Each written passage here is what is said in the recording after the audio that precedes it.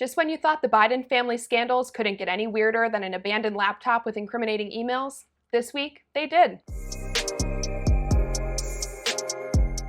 Politico broke a story this week that is just so bizarre. Apparently in 2018, Kylee Biden, who is the wife of the late Beau Biden, but then also Hunter Biden's girlfriend at the time, was rummaging through Hunter Biden's truck over suspicions she had of him and found a .38 revolver that she decided to dispose of in a trash can behind a grocery store. Now, the facts of this story just get weirder and weirder. It turns out that the grocery store was right across the street from a high school, which is not great.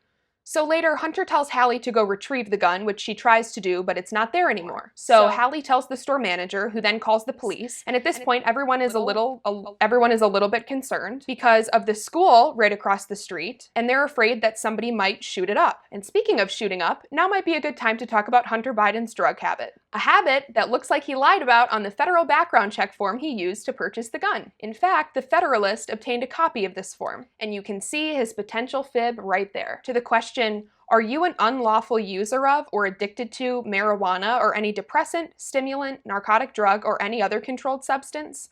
And to that question, Hunter said, no.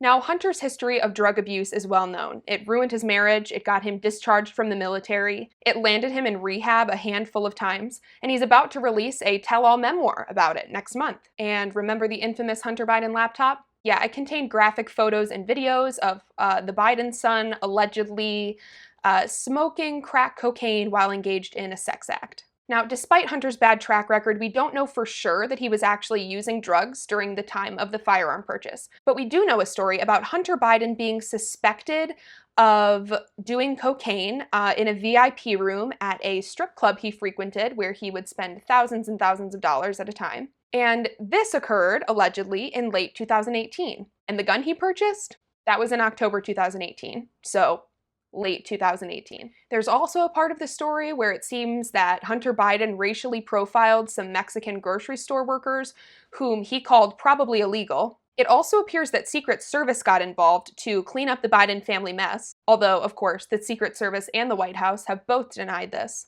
But when you cut through all the craziness, what you have left is the story of a well-connected man with a known drug habit, probably lying on a federal form to buy a handgun, and losing track of said handgun in a trash can by a high school. Now, fast forward to what's happening today. Hunter's dad, President Joe Biden, and Kamala Harris are currently pressuring lawmakers to pass sweeping gun control legislation. And both of them have committed to using executive action to pass this legislation if Congress won't do it. Between the two of them, they want to ban semi-automatic guns, implement universal background checks, ban high-capacity magazines, among a list of other things. Of course, none of this makes any sense, but many Democratic proposals don't. Maybe Hunter's antics are all Joe Biden knows about gun owners. After all, this is the same man that called them AR-14s. But our ruling class would do well to recognize that most gun owners are not lying on federal background checks and dumping their guns into trash cans by schools. And if we were, none of these crazy gun grabs would stop it.